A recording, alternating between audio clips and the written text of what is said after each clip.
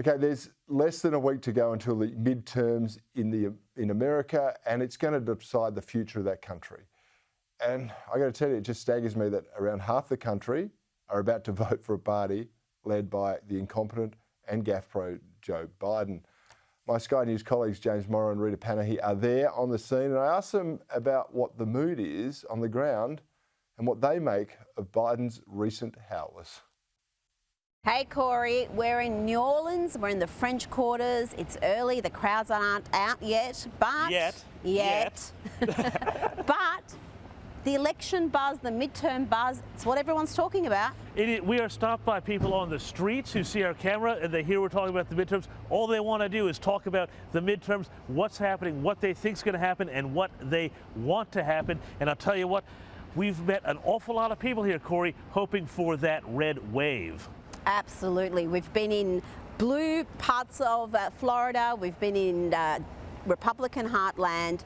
And it's just amazing to see the different priorities of Democrat voters and Republican voters. It's like they live in two different countries, frankly. Well, it is like they live in two different countries, but you do hear a lot of people saying that they want to bring the country back together, which is a positive thing. But the issues they care about, each side, they're just singing off a completely different playbook. For conservative voters and people leaning that way, they're concerned about the economy, filling their car with petrol, putting food on the table. Those on the left, they keep saying that they care about, abortion, women's rights, things like that. Systematic racism, systemic racism, the whole DEI playbook. So they have two different playbooks. We don't hear, even from the leftist voters, climate change. I haven't heard climate change once in this trip, not which is once. Astonishing given that Australians presume it's the #1 issue because our elections have been so dominated by that issue. But Rita, I think, when you look at the economy here in the United States, which is absolutely doing its tough, they're saying it's not a recession. Sorry guys, it's a recession, but putting that aside, the definitions, it just goes to show you, I think, Cory, that climate change is really a luxury issue. And when you're in a country like Australia that's been doing really, really well for a long, long time, you can afford to say, oh, the climate and all of this, because, of course, you don't have real bread and butter things to worry about. But meanwhile, Rita, one really interesting thing is they have brought Joe Biden out of the basement to go out on the campaign trail. But of course, it wouldn't be Biden out on the stump without some big Biden whoppers. Have a look at this. Inflation is a worldwide problem right now because of a war in Iraq and the impact on oil and what Russia's doing. The war in Ukraine. And thinking of Iraq because that's where my son died. Okay, now Rita, this is the second time in about a month that Joe Biden has made the claim that if anybody else made it, it would be marked, false, fake news, misinformation. He said that his son, Beau, died in Iraq. Well, no, he didn't. He died many years later after his tour of duty in Iraq of a brain tumor.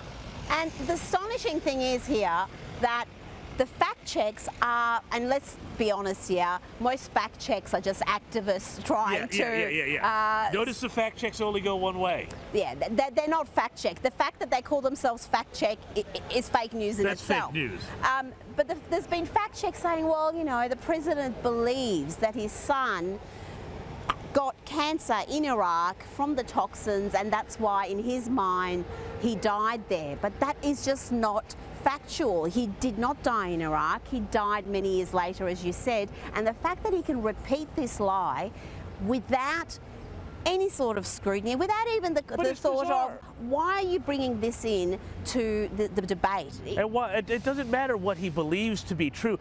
We went through 4 years of Donald Trump, and if Donald Trump said the sky is blue, you would get the Washington Post saying, well, partially true. It's not really blue. It's because of the light reflecting off the ocean or some sort of nonsense like that. That's the way they deal with it, is double dealing in misinformation, Cory. We've all seen that. We know that this is what goes on. And it's not the first time that Biden has got away with telling verifiable lies. It happens pretty much daily. But even his academic record is something that he seems to be either confused about or lying. Well, he's been doing that from the very beginning of his career. We could take the whole show on that, but let's have a look at this here. I got my start at one of those other HBCUs. Delaware State University. I became a full professor at the University of Pennsylvania. No. No. No. Wrong. Fake news. Fake news. On both counts, yes, they did make him a professor at Penn U. He never taught a class. I mean, why would you? No. He took about $900,000 in salary, but never actually taught. But he keeps telling people, I was a full professor. I spent a lot of time on campus with students. I mean, again, if Trump did something like that, it would be blown up. With him, it doesn't even register. I don't think he ever taught a class. I think he did say like 9 visits there, various sort of events, public speaking sort of gigs, all easy money. And 2 years of his 4-year gig there, he was on leave running for president. But the other one is also a whopper.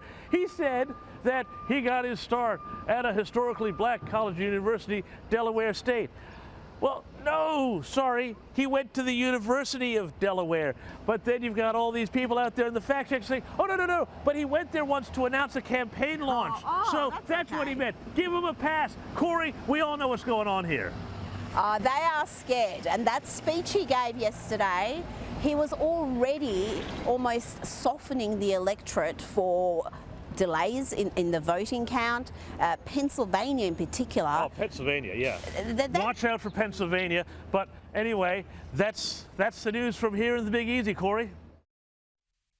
Those two are doing a better job than most of the mainstream media in America. So make sure you stay tuned to Sky for all their reports.